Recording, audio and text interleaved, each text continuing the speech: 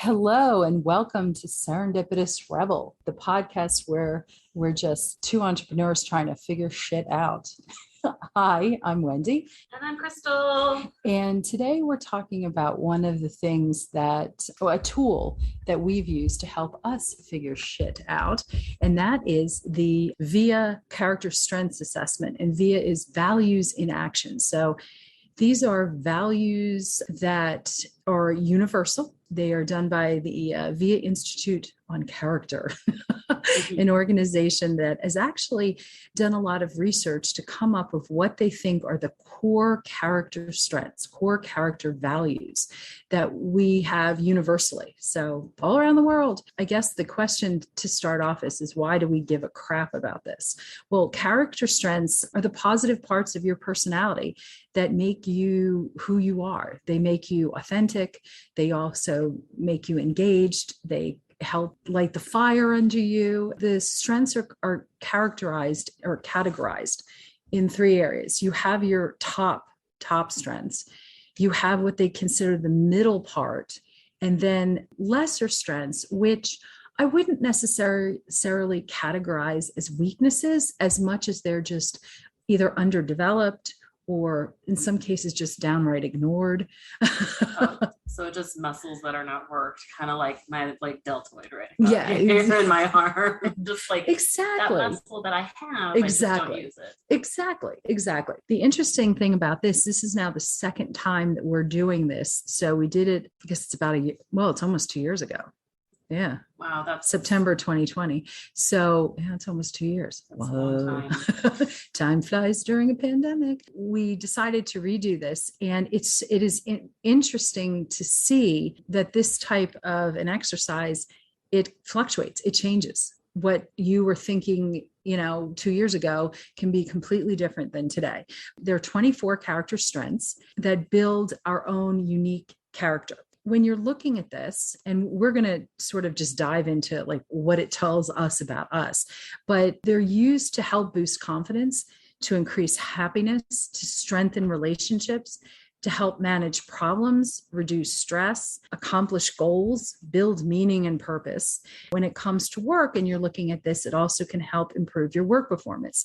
For a simple exercise, a simple assessment, it offers a tremendous amount of value. I think that we learned a lot, and what we were able to do is look at this individually, and then it's possible to do sort of a team a team report.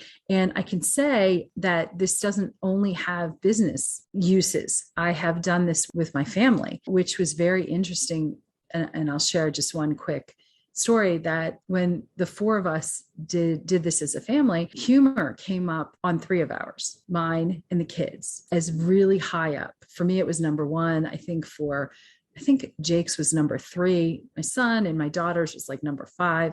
Well, of the 24, my husband's was like somewhere in like the 22 range. And I often wondered why he would get super frustrated when I tried to and I don't trivialize things, but at times, especially of great stress, I can interject a humor, or I like to find humor, or watch a funny movie, or listen to a funny comic, or whatever it is, just because it helps me process better, decompress, and all those things. And it's the same way with the kids, but he just doesn't understand it. And when we did this assessment, all of a sudden it's like, it doesn't justify, it doesn't necessarily change. It just brings awareness, which is huge, with is absolutely huge. So now he just kind of looks when he gets it. He knows that, it's not that I'm ever trivializing anything. So my little story. And I think that brings everything into context, because the reason we do this strengths exercise, and we do it when we work with partners that we coach, I think it's really important so that you can see not just your own personal strengths, but then your shared strengths. Mm-hmm. How does it overlap? And then where are you polar opposites and where are you different? Because part of doing exercises like this, and we really like this particular tool. There's a lot of personal development tools out there. And if you're doing personal relationships, I think love languages things like Very that are good very one. helpful. I think that in personal development, you see a lot of Myers-Briggs environments. Enneagram is super popular now. I think that all of these tools are really beneficial to self-reflect and become very self-aware, so that once you become aware of your strengths and your lesser strengths, now it's less about knowing it. When you are self-aware, your bullshit then just becomes your bullshit. Like you just, there's no bullshit excuses for why you are the way you are. Now you're aware that maybe these strengths are a little bit less. So now that's no longer an excuse to hang your hat on and say, oh, I'm just not good at that. So humor is not a strength for me. So I'm just not going to appreciate the humor in you. No, it's about recognizing that actually I probably just need to be more cognizant of that and more appreciative of your strength, and allow you to bring that strength into an environment where we could use a little bit of levity. Yeah, exactly. Instead of using it as a, well, that might be great for you, Wendy, but humor is not a strength for me. In fact, it was actually, and for me, it was a little bit lower. It was not one of my bottoms, but it was like, you know, definitely not as high for me. And so it was about just, so doing these things was just about recognizing where you fit in the medium and how can we find appreciation for those things. And maybe as in a partnership, especially, how can we lean on your strengths when we really need them, or lean on my strengths when we really need them? And then if they are lesser strengths for both of us, where can we find some outside help? Yes. Yes, very much so. And, what also popped into my head, because you mentioned some of the other tools. One of the reasons I also like this particular tool more so than, say, the Enneagram, it's harder for people to hang themselves like, I'm number 6 and therefore I can't change. By looking at it more from a finer point of whether it's, curiosity, you can grow that muscle. Just like, or you can grow humility. These are the things, whereas it's not packaged together in a way that says, well, you're lumped into this group, therefore I'm this and therefore I can't change, or I see that number in you and it's, you're not changing. And I think if you're positively using these tools, you can. But I think with what in our experience, what we've seen people, and I've had it done with me with Myers-Briggs. Well, of course you feel that way. You're an ENFJ. I don't even remember what I am. Yeah. Of course you are that way. Right. But I absolutely won't see it that way because I am an ISTP, and therefore yeah. you must see the world.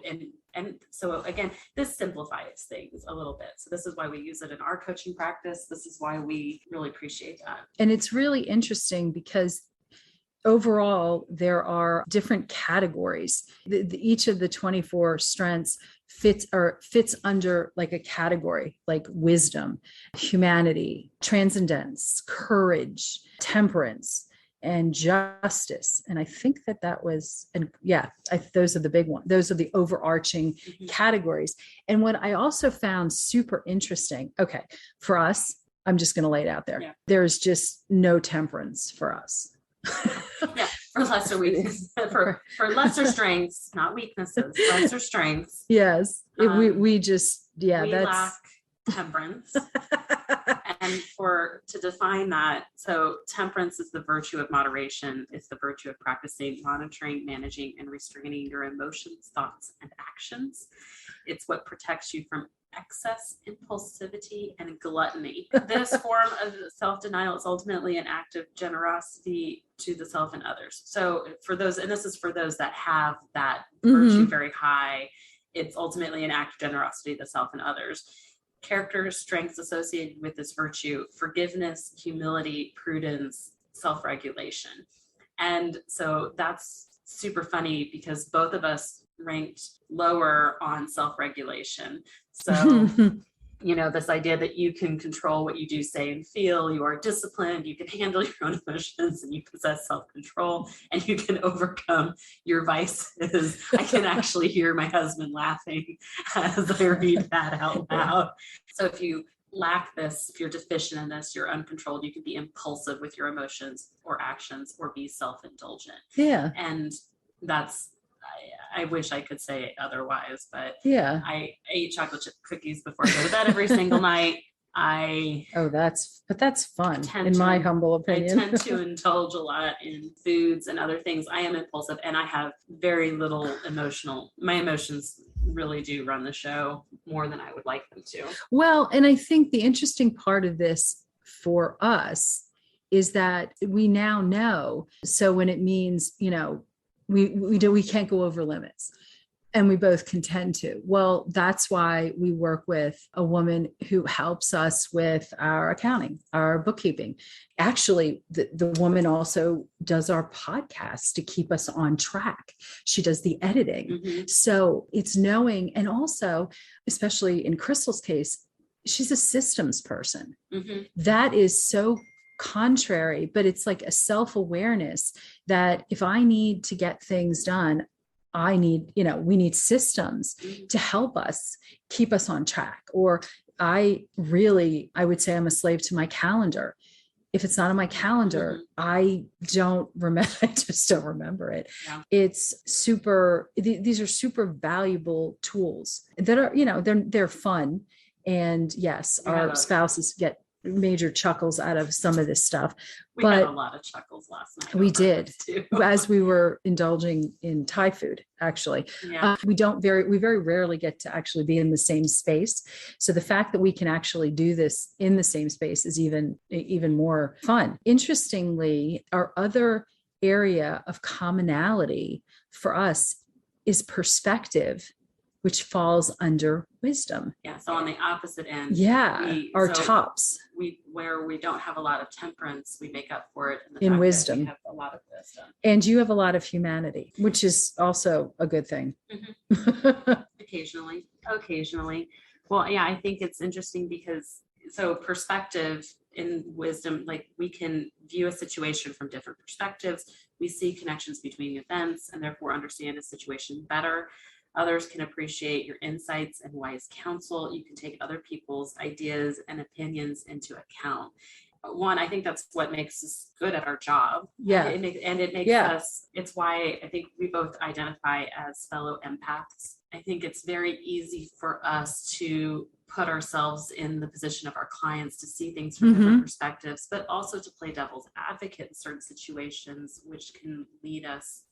One of your strengths was curiosity. And so you can marry that and really lean into different ideas and different situations and, let's try this. What about trying that? And so I think that's a really important thing. Whereas I'm not as curious as you are, I think that allows you to really lead the charge in thinking through different things and thinking through different ideas.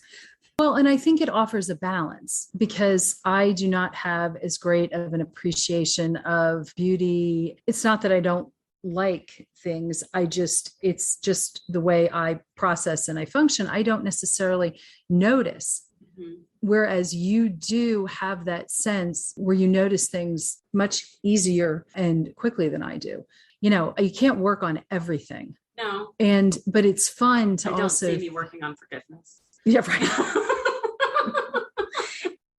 So real quick, just list what your top 5 were and what were my top 5. Oh, okay. So my top 5, that would be Wendy, since maybe you recognize my voice by now.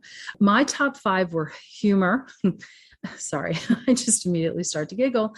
Love of learning, fairness, perspective, and curiosity. And Crystal's top 5, perspective, love, appreciation of art and beauty, kindness, and honesty. It's interesting. We have one overlap in terms of perspective, which I think is really important as coaches and consultants, also in a partnership. And we're very well balanced in terms of the other.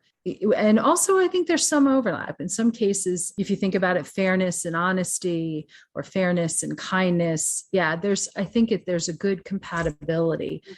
This is just a tool that I think so highly of. It's actually in a very important part, this self-awareness in positive psychology. Mm-hmm. I agree. I think that you need to be able to have a baseline so you know where to start. And then as an entrepreneur in general, I think you have to have a growth mindset. And again, this is where it comes into play that this is not to say, I'll list my bottom five. My bottom five were humility, forgiveness, creativity, judgment. I feel like I'm missing self-regulation. Yeah. Okay. That does not mean that I get to be a big egomaniac that doesn't forgive anybody. And what was it? For judgment, you don't reflect on your own and other people's behaviors. You come across as naive. Oh, Which I know. And so I think, again, these things are, take that all with a grain of salt, right? Like, I guess if I wanted to be the worst version of myself, I'm a narcissistic egomaniac that's like just this huge jerk. In reality, I wish I knew this ahead of time. No. Dun, dun, dun. Yeah. You've been warned. Yeah. So I think but if you can take that and you can say, okay, yeah, we all have the worst version of ourselves, yes. Right? The lowest, our lowest form. Okay. Most of us don't operate in that area. It's like understanding that in stress or in super negative situations, the worst of us can always come out. Again, that's not an excuse for my crappiness to come through. It would be then the opportunity to say, okay, I know I have a tendency to maybe be a little bit grudgy, sometimes come across as naive and not use good judgment and weigh out evidence fairly, or conforming to the well-known path, like sticking to the status quo. So that means from one of my strengths, I need to maybe lean on my partner's strengths of curiosity and other things to kind of help me pull through and be more creative and more in alignment with ideas. And I know that's even come up in some things where Wendy has maybe challenged an idea or challenged wording in some things. The first time I heard it, I was like, oh my gosh, she's coming up with a whole new thing. Well, actually, no, I needed to flex my creative muscle, which I don't flex as much, and go, oh no, she's actually just saying it in a completely different way, coming at it from a different angle. And the ability to know this, just the knowledge to know, it's so important, because as we know, what people say can be interpreted in so many different ways, but having knowledge is so important. And one of the tools that can be used is not only to really, how do you use your highest strengths to help you, whether in good times or bad. I'll be very honest. If it wasn't for humor and love of learning, I don't know how I would have survived the pandemic. I really, not even realizing what I was doing, I completely leaned into doing certifications and taking courses, and knowing that the love of learning is a reason I can get out of bed in the morning. And then, of course, turning on the humor. But so it's not only really using your strengths as strengths, also it can be to look at one of your lesser ones to help to build that muscle. And I'm thinking, so my lesser strengths, teamwork, prudence, perseverance, leadership, and self-regulation, I think I am going to commit to looking at prudence in terms of making sure that I don't take a lot of risks, or that I'm very cognizant and evaluate actions that I take and things like that. So I'm actually going, I think for the next few months, and we'll probably redo this again at our next meeting, either in 3 to 6 months, I will be able to report back on how am I going to help myself, just in terms of making choices. Oh, now I have to pick one. Well, you of course do not, because it's all about making, good choices. Well, my judgment is that I have the ability to think critically and think things through, and I'm not quick in drawing conclusions. I'm capable of changing your opinion in the face of new insights, and you don't choose sides. You are objective and weigh the evidence fairly. This is something I lack, by the way. This is my lesser thing. Well, and creativity might be a good one to really work on, because I know that's something that fell. Because again, interesting, when we did this, Wendy looked at me last night and went, oh my gosh, you're like a completely different person. Yeah, really. I mean, it's interesting to compare 2 years ago, which is actually kind of, I think, a really fun thing. Yeah, a perspective and appreciation of art and beauty, where you're no longer curious, but you've become kind. Oh, you no longer want to lead, but you become honest. I'm saying this very tongue in cheek here, right.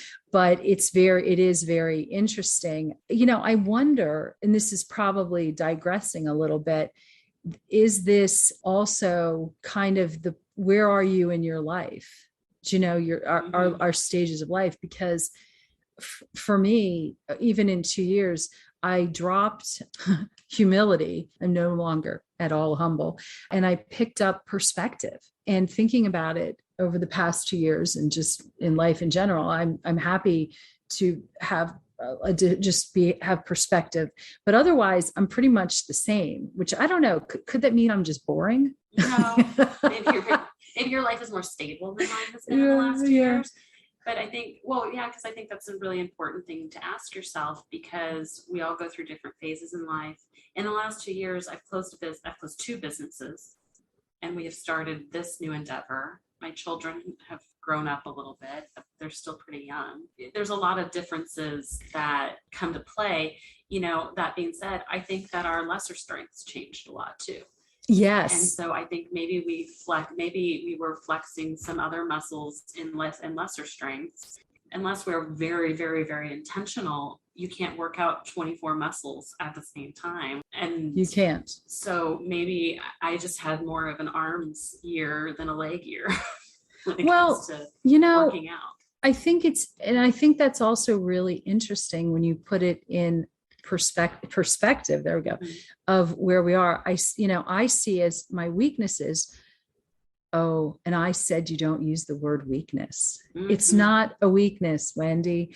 It's just a muscle to be developed. But, 2 years ago, I was judgmental. Also, I lacked zest, joie de vivre, which is interesting. Was it just that we were exhausted? Was it just that we were physically, emotionally, mentally, you name it, just beaten down for a lot, for what was just going on? Is it now that I feel more, and I look at this and it makes me think, well, if I've given up judgment and replaced it with teamwork and zest for leadership, is it because I feel comfortable that I don't have to be always leading, and that I'm comfortable with, both my personal and professional life, that I can relax and not, and it's so, again, this allows for a tremendous amount of introspection that I think is super helpful. And as we move forward in terms of looking at this and creating a culture for Serendipitous Rebel, I think this is so important. I agree. There are so many different external factors also that really do affect who we are. Like some of us are more emotional or more environmentally affected than others. I think as empaths, our environments are very instrumental to how we handle our emotions in the world. Yes. And so different strengths can come into different plays. You've pursued a certification. I pursued a certification. Since that time, our career paths have changed, our business models have changed, just the structure of a lot of different things have changed, our friendships have changed. So it's interesting to see how all of that can come into play as well. And I think our circles have changed too. I think who we interact with on a daily basis has changed. And I think I go back to that idea that you are the 5 people you surround yourself with. Yes. I was always told, if you're the smartest person in the room, you need to find a different room. And I think that we have both found ourselves in very different rooms in the last 2 years. Our colleagues have changed. Who we collaborate with has changed. Who we seek advice from has changed. Who we seek as mentors has changed. Our coaches have changed. Yes. And so that probably also has a really big effect on how our strengths have changed. Oh, yeah. As well. Yeah. Yeah. Oh, I hadn't really thought about it at that type of holistic level, but I think that's exactly right. Very much so. Very much so. And it's also interesting because we also did, and we haven't really talked about it yet, but we did a Wheel of Life, which is a snapshot of where we are right now, like the main categories of your life, whether it's the finance and the friends and the family, and you just say, where do you feel you are, 1 to 10, or is it, No, yeah, 1 to 10. There's no 0. It's interesting as well.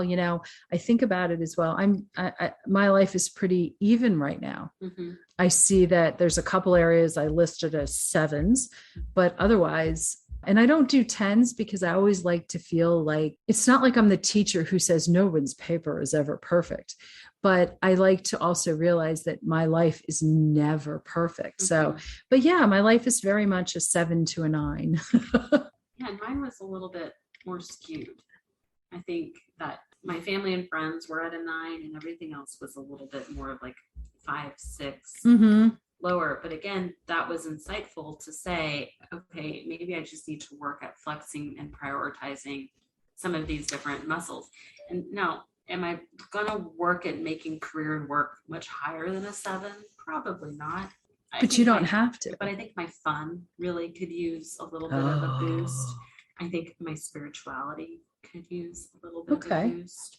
I think that health and fitness could probably use a little bit of a boost, which probably those 3 all tie together. Yes. And, I think they do. Yeah. But, that being said, I think with family and friends, partner and love, growth, community, I rated high. So interesting. These exercises, again, could just be very, very interesting. And we will link to some resources in the show notes for these. I think it's helpful to be reflective. And, we did this exercise with some of our coaching clients and who are partners. And again, it was just very interesting to see where they overlap. It was not a surprise. Yeah. Oh, yeah. Where they overlap. Yeah. I think if you're working on branding, I think if you're working on values, I think if you're working on all of these things, these are great places to start because they help you identify. When we write out the Serendipitous Rebel core company value, we are incorporating a lot of these things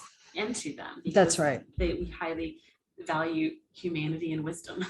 Right. That goes without saying. And I know, and if you look at our like Instagram, there are a lot of pictures of us not being temperate. Like, oh, here's a picture. We posted a picture yesterday of us drinking a cocktail at lunch. Yeah. Oh, that was great judgment. I don't care what you say. That's my lack of humility. Oh my gosh. I'm just trying to be funny. Humor. But it actually, and that is a really interesting piece of it that we could probably do an entire other podcast of how you can translate your values and strengths actually into your branding, into your imagery, and how, because people will look at things and how the images that you share, the words that you use can really make you come across as being just as you are, being so authentic. Or it could be like, what were you telling me about Vermont Public Radio? Kansas Public Radio. Kansas. I'm sorry. Yeah. So totally wrong. So when you look at, I went to the University of Kansas. I graduated with a degree in journalism and with an emphasis in strategic communications. And for one of my final campaigns projects at AU, you're given an actual real world client. You're given a marketing budget. How cool is that? And you have to pitch the client a marketing campaign. And while my team scored the highest in design, in creativity, in aesthetics, in copy, which I think is so interesting, that apparently was very creative back then. This was very, very high. We had the most artistic, most visual, the best timed presentation. We completely missed the mark on branding because we were not flexing to the values and strengths of the client. We were flexing to we were projecting our own personal values and strengths to it. And so the imagery was off. I think in one of the campaign imagery, there was a mountain. It was Kansas Public Radio. That's why I said Vermont. No. Yeah, so it was Kansas Public Radio, and we put a mountain there. And again, I think it was just projecting, we had these, at least I did. This girl from Kansas had this dream of this life in mountains. And so it's just, what did I appreciate or want of the world, and projected it into a lot of the campaign imagery of my clients. So I was picking pretty pictures, but they were not in alignment with the client. So they said ultimately they could not go with our campaign because, and you know who they picked? the campaign that used sunflowers in the campaign imagery. And again, because that was so much more on brand. Wouldn't it have been interesting if the lead or your contact had actually done such something like along this way? Mm-hmm. And, it could have been, I think that having these types of tools are really powerful and really understanding, because as we know, or as we come to know, branding isn't just it isn't just pretty colors. It's not just your logo and your color palette. It's understanding who your target market is and bringing it into line with who you are. And it's that sweet spot that intersects right there. And so a lot of it is just, understanding where these things are. And then likewise, understanding where they're maybe lacking. Mm-hmm. And maybe you have strengths the client lacks, and that's again why they've hired you. Exactly. And I think that's what happened with our clients. They lacked some things that they knew. This is why we hire a coach. Exactly. Because I need the direction, I need the perspective, I need someone poking me along to help me find my way, because I lack this. Exactly. So thanks for listening. Hop on over to the Rebel on the Go Facebook group, because we will share where you can, we'll just share in the notes where you can. We'll share in the show notes, but we'll start the conversation, because I would love to know and rank. We'll actually drop a poll in there. I want to know what your higher strengths are. Oh, cool. Because I think it'd be interesting to see if there's a commonality amongst entrepreneurs. Yeah, we just really have these strengths, and maybe all of us, especially adventure loving, purpose driven, rebellious, authentic, action oriented. Maybe we all equally suck at this self-regulation. Oh, well, thanks for joining us, and we will see you again real soon.